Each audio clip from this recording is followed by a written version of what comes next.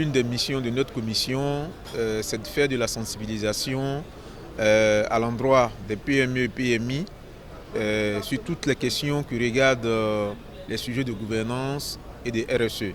Donc pour ce qui nous réunit ce matin, il s'agit de RSE.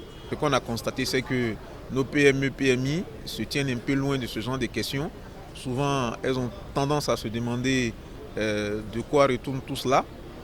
Et donc, nous avons jugé bon au sein de la commission d'organiser cet atelier pour les aider à comprendre l'intérêt qu'il y a pour elles à formaliser une démarche RSE au sein de leurs entreprises. Pour qu'elles soient sensibles à la RSE, la responsabilité sociétale des entreprises, de sorte qu'elles puissent intégrer dans leur politique et leur stratégie et leurs actions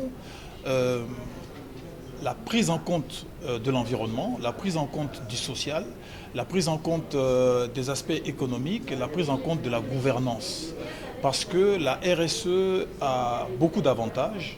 Elle va permettre de contribuer à la performance globale de leurs PME et PMI et ainsi, si vous voulez, asseoir une certaine durabilité à leur entreprise. Il n'y a pas de sanctions officielles pour des entreprises qui ne s'engagent pas dans la RSE.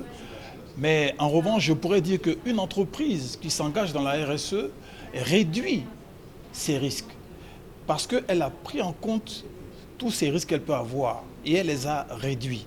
Donc en réduisant ces risques, forcément, elle s'installe dans la durée.